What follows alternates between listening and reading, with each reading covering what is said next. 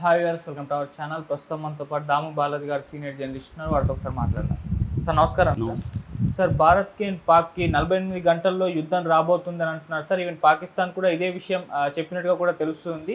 And ఇటు పక్క చూసుకుంటే భారత్కి ఇజ్రాయెల్ మద్దతు అయితే ఉంది, వాళ్ళు మద్దతు ప్రకటించారు. అండ్ వాళ్ళ మొసాద్ని కూడా రంగంలోకి దించుతున్నట్టుగా తెలుస్తుంది. మరి భారత్కి మొసాద్ వాళ్ళ ఇంటెలిజెన్స్ డిపార్ట్మెంట్ సహాయం చేస్తే ఏ విధంగా ఉంటుంది? 48 గంటల్లో యుద్ధం వస్తే ఆ పరిస్థితులు ఏ విధంగా ఉంటాయి సార్? మీరేం చెప్తారు దీనికి సంబంధించి? పాకిస్తాన్ మాజీ హై కమిషనర్ అబ్దుల్ బాసీ ఒక అనౌన్స్మెంట్ చేశాడు. అదేంటంటే 48 గంటల్లో భారత్ పాకిస్తాన్ మీద అటాక్ చేయబోతుంది అని చెప్పాడు. ఎందుకంటే మోడీ ఆల్రెడీ అనౌన్స్ చేశాడు, we identify, we trace and punish the every terrorist, తర్వాత దేర్ బ్యాకర్స్ అన్నాడు. వాళ్ళు ప్రపంచంలో ఏ మూల దాక్కున్నా వదిలిపెట్టము, వాళ్ళ భూభాగాల్ని మట్టిలో కలిపేస్తాము, వాళ్ళు ఊహించని స్థాయిలో పనిష్మెంట్ ఉంటుంది అనేది మోడీ చెప్పాడు. దానికి తగినట్టే మన మిలిటరీ కూడా మేము రెడీగా ఉన్నామని అనౌన్స్ చేసింది. మన ఉపాధ్యాయ ద్వివేది కూడా మిలిటరీ ఆయన జనరల్ దీనికి వెళ్ళాడు, మన కాశ్మీర్ వెళ్ళాడు. సో ఆల్రెడీ ఆక్రమణ అంటే ఎయిర్ క్షిపణులకు సంబంధించి ఆక్రమణ అనే ఒక దీన్ని టెస్ట్ చేసి చూశారు. అట్లాగే విక్రాంత్, ఐఎన్ఎస్ విక్రాంత్ షిప్లో దీన్ని చేశారు అరేబియా సముద్రంలో. సో ఆల్రెడీ లీవులన్నీ క్యాన్సిల్ అయిపోయినాయి. నేవీ, ఎయిర్ ఫోర్సు, ఆర్మీ వీటిలో పనిచేసే సోల్జర్స్కి అంతా కూడా లీవులు క్యాన్సిల్ అయ్యి మొత్తం అప్రమత్తంగా రెడీగా ఉన్నారు అటాక్ చేయడానికి. సో మనకున్న లక్ ఏంటంటే మన పొలిటికల్గా అన్ని పార్టీలు, మొన్న 15 పార్టీలతో అఖిలపక్ష సమావేశం జరిగింది. అన్ని పార్టీలు కూడా అన్కండిషనల్ సపోర్ట్ మోడీ ప్రభుత్వానికి ఇస్తున్నాయి. అట్లాగే యావత్ భారతదేశం 140 కోట్ల భారతదేశ ప్రజలు మనం యుద్ధానికి రెడీగా ఉన్నాము మేమని చెప్తున్నారు. రెండోది, మన యుద్ధం చేయగలిగిన యూత్ మనకి దేశంలో 50 కోట్ల మందికి పైన ఉన్నారు. అంటే అవసరమైతే 50 కోట్ల సైన్యం మనకి రెడీ అయ్యే అవకాశాలు కూడా ఉన్నాయన్నమాట. అంటే యాక్టివ్ యూత్ అనేది కూడా మన దేశంలో బాగున్నారు. వాళ్ళకి అది లేదు, ఎందుకంటే వాళ్ళ పాపులేషనే 25 కోట్లు పాకిస్తాన్ పాపులేషన్, మన పాపులేషన్ 140 కోట్లు. కాబట్టి పాపులేషన్ అంతా కూడా రంగంలోకి దిగే అవకాశాలు ఉన్నాయి. అయితే ఇక్కడ ఇప్పుడు యుద్ధం అంటే ఏం జరగబోతుంది అనేది ఒకటి చర్చ. రెండోది, మొసాద్ ఇండియాలోకి ఎంటర్ అయింది, మొసాద్ హెల్ప్ చేయబోతుందని. ఇక్కడ మోడీ చెప్పిన దాని ప్రకారం ఏంటంటే 2 విషయాలు ఉన్నాయి మోడీ చెప్పిన దాంట్లో. ఒకటి టెర్రరిస్టులు, 2 వాళ్ళ బ్యాకర్స్. సో ముందుగా టెర్రరిస్టులని ఎలా ఏరయ్యాలనేది ఫస్ట్ కర్తవ్యం. బ్యాకర్స్ అంటే పాకిస్తానే, పాకిస్తాన్ ప్రభుత్వం కావచ్చు, మిలిటరీ కావచ్చు, వాళ్ళే బ్యాకర్స్. ఎందుకంటే ఇండియాలో టెర్రరిజాన్ని పెంచి పోషించి వాళ్ళకి ట్రైనింగ్ క్యాంప్స్ నడిపి వాళ్ళని తయారు చేసి వాళ్ళకి వెపన్స్ అవన్నీ ఇచ్చి వాళ్ళకి ఇంటెలిజెన్స్ నెట్వర్క్ ప్రొవైడ్ చేసి అన్నీ చేసేది ఎవరు? పాకిస్తానే. కాబట్టి పాకిస్తాను లేకపోతే మిలిటరీ కావచ్చు, ఐఎస్ఐ కావచ్చు, ఇంటర్ సర్వీసెస్ ఇంటెలిజెన్స్ అంటారు ఐఎస్ఐ. సో వీళ్ళే చేస్తున్నారు. కాబట్టి వాళ్ళ మీద కూడా చర్య తీసుకుంటామంటే పాకిస్తాన్ మీద కూడా చేస్తామనేది మోడీ ప్రకటనలో ఉద్దేశం. ఆ మేరకి diplomatic and economic sanctions, trade రద్దు చేసుకోవడం, తర్వాత ఇండస్ వాటర్ ట్రీటీ దాన్ని అబేయన్స్ అంటారు. అబేయన్స్ అంటే ఆపేశారు, తాత్కాలికంగా ఆపేయడం. సో ఇవన్నీ చేస్తున్నారు. సో దీంట్లో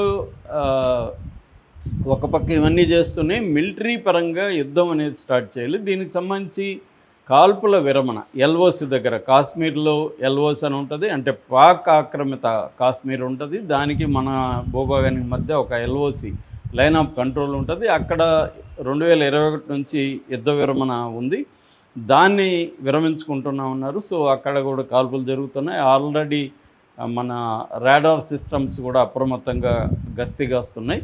సో ఈ నేపథ్యంలో యుద్ధ వాతావరణం అయితే కమ్ముకుంటుంది అనేది అందరూ కూడా అంటున్నారు. సో యుద్ధం ఎలా ఉంటుంది, దీంట్లో మొసాద్ పాత్ర ఏంటంటే, ఫస్ట్ భాగం ఏదైతే ఉందో టెర్రరిస్టులని ఐడెంటిఫై చేయడం, ట్రేస్ చేయడం, చంపడం. పనిష్ చేయడం అంటే చంపడమే, ఇంకా వేరేది ఏమి లేదు ఇక్కడ. వాళ్ళని తీసుకొచ్చి జైళ్ళలో పెట్టడం అట్లేమి ఉండదు, చంపేయడమే. కాబట్టి మొసాద్కి ఒక ఎక్స్పర్టైజ్ ఉందన్నమాట. అంటే ఎవరెవరిను వేటాడి, నీకు హిట్లర్ కాలంలో యూదుల్ని చంపిన వాళ్ళని కూడా మొసాద్ వెళ్ళి చంపేసి రాగలిగింది, జర్మనీలో అన్ని చోట్ల యూరోప్లో. అట్లాగే అన్నిటికంటే మ్యూనిక్ అనే ఒక సినిమా కూడా వచ్చింది దీని మీద. మ్యూనిక్ అనే సినిమా స్పిల్బర్గ్ తీశాడు. అందులో ఏంటంటే 1972లో మనకి మ్యూనిక్లో ఒలింపిక్ జరుగుతుంది. ఆ ఒలింపిక్ జరిగినప్పుడు ఇజ్రాయెల్ స్పోర్ట్స్మెన్ని అక్కడ పాలస్తీనా టెర్రరిస్ట్ గ్రూపు, దాని పేరు బ్లాక్ సెప్టెంబర్ అనే ఒక గ్రూపు వెళ్ళి 11 మంది స్పోర్ట్స్మెన్ని చంపేస్తారనమాట. సో చంపేసి వాళ్ళు వెళ్ళిపోతే అప్పుడు ప్రపంచవ్యాప్తంగా సెన్సేషన్ అవుతుంది. దాని తర్వాత ఇజ్రాయెల్లో గోల్డీ మేయిర్ అనే ఆమె ఇజ్రాయేలీ ప్రధానమంత్రి, ఆమె ఆధ్వర్యంలో ఒక టీముని ఫామ్ చేస్తారు, 5 మందితో కూడింది.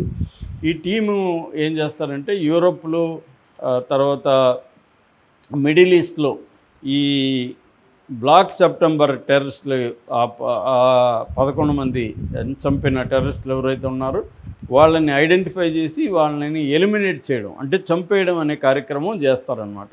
ఇది నిజానికైతే రియల్గా దీని పేరు ఆపరేషన్ ర్యాత్ ఆఫ్ గాడ్ అంటారు. 10 ఏళ్ళు పట్టింది నిజానికి, ఇవన్నీ వీళ్ళని ఎతికి చంపడానికి 10 ఏళ్ళు పట్టింది ఆపరేషన్కి. కానీ సినిమాలో అట్లా ఉండదు కదా, సినిమాలో టైం 10 ఏళ్ళు పట్టినట్టు చూపించలేదు, కానీ కొంతకాలం ట్రై చేసినట్టుగానే చూపించారు. సో మొసాదే అదంతా చేసింది అనమాట. అది రియల్ లైఫ్లో కూడా మొసాద్కి ఉన్న ఎక్స్పర్టైజ్ ఏంటంటే మనుషులు ఎక్కడ దాక్కున్న భూగోళంలో వాళ్ళని ఐడెంటిఫై చేసి వాళ్ళని ట్రేస్ చేసి చంపేయడంలో మొసాద్కి ఎక్స్పర్టైజ్ ఉంది. అందుకని ఇప్పుడు మొన్న పహల్గాము అటాక్లో పాల్గొన్న 7 మంది అంటున్నారు. ఆ 7 మంది టెర్రరిస్ట్ని ఐడెంటిఫై చేసి ట్రేస్ చేసి వాళ్ళని ఎలిమినేట్ చేయడం, అంటే చంపేయడం అనే కార్యక్రమానికి మొసాద్ మనకి హెల్ప్ చేస్తుందని చెప్తున్నారు. సో ఆల్రెడీ మన ఇంటెలిజెన్స్ రా అండ్ మొసాద్, రా అంటే రీసెర్చ్ అనాలిసిస్ వింగ్ అంటారు. సో అది మన ఎక్స్టర్నల్ స్పై వింగ్ అనమాట, ఇంటెలిజెన్స్ వింగు. సో ఈ వింగు మొసాద్ కలిసి పనిచేయబోతున్నాయి. ఈ పనిచేసి ఈ టెర్రరిస్ట్ని ఐడెంటిఫై చేయబోతున్నాయి. ఇది నెంబర్ 1 టాస్క్ మనకి. ఎందుకంటే ఇజ్రాయెల్కి కూడా పాకిస్తాన్ని ఎనిమిగా చూస్తుంది. ఎందుకంటే పాకిస్తాన్ దగ్గర న్యూక్లియర్ వార్ఫేర్కి సంబంధించిన అవి నిన్ననే వాళ్ళ అబ్దుల్ కాసిం అనే ఆయన చెప్తున్నాడు, 130 ఉన్నాయి మా దగ్గర, 138 ఉన్నాయి, 138ని మేము ప్రయోగిస్తామని. అంటే న్యూక్లియర్ హెడ్స్ అనమాట, అణ్వాయుధాలు అనుకోవచ్చు. సో ఇది పైగా నాన్ ప్రొలిఫరేషన్ టెరిటరీలో కూడా భాగం కాదు పాకిస్తాను. రెండోది ఫస్ట్ యూజర్ అనే కండిషన్ కూడా దానికి వర్తించదు, అది ఫస్ట్ యూజర్గానే వేసేస్తుంది. ఫస్టే అది కూడా వేయడానికి కూడా రెడీగా ఉంది. మనం అనుకో ఫస్ట్ యూజర్, మన మీద ఎవరన్నా వేస్తే మనం వేస్తాం, మనం ఫస్ట్ వేయమన్నమాట, అది మనం పెట్టుకున్న రూల్. కానీ పాకిస్తాన్కి ఆ రూల్ లేదు, ఫస్టే వేసేస్తున్నాం. అందుకని ఇజ్రాయెల్ సీరియస్గా ఉంది. ఇక రెండవది, ఈ యుద్ధం వస్తే ఆల్ అవుట్ వార్ అంటారు. ఆల్ అవుట్ వార్కి ఇండియా వెళ్ళే అవకాశం అయితే లేదనేది మన మిలిటరీ ఎక్స్పర్ట్లు, డిఫెన్స్ ఎక్స్పర్ట్లు చెప్తున్నది. ఎందుకంటే ఆల్ అవుట్ వార్ అంటే it leads to nuclear war, అది న్యూక్లియర్ వార్కి వెళ్ళే అవకాశం ఉంది. అందుకని న్యూక్లియర్ వెపన్స్ ఎందుకు పెట్టుకుంటారంటే డెటరెంట్ అంటే మన మీదకి రాకుండా, నా దగ్గర ఆయుధం ఉందంటే నువ్వు భయపడతావు, నా దగ్గర గన్ ఉందనుకుంటే నువ్వు భయపడతావు నా మీద అటాక్ చేయడానికి. సో అందుకని చాలామంది కూడా వెపన్స్ ఎందుకు పెట్టుకుంటారంటే వాళ్ళ సెల్ఫ్ డిఫెన్స్ కోసం. వెపన్స్ ఉంటే అసలు ఎవడు అటాక్ చేయడు కదా అని భయపడతారు అని. సో అందుకని న్యూక్లియర్ వెపన్స్ పెట్టుకున్నారు. కాబట్టి ఆల్ అవుట్ వార్ వెళ్ళే అవకాశం లేదు, కానీ టార్గెట్ వార్ అయితే జరిగే అవకాశం ఉంది. అంటే టార్గెటెడ్గా ఎట్లయితే ఇజ్రాయిల్ లెబనాన్లో లేకపోతే ఇరాన్లో టార్గెటెడ్గా అటాక్ చేసిందో, ఎయిర్ స్ట్రైక్స్ చేసిందో, అలాంటివి చేసే అవకాశం ఉందని చెప్తున్నారు. అంటే సర్ప్రైజ్ ఉండబోతుంది. ఎందుకంటే ఇప్పుడు సర్జికల్ స్ట్రైక్ అనేది సర్ప్రైజ్ కాదు, ఆల్రెడీ మనం 2019లో చేస్తాం.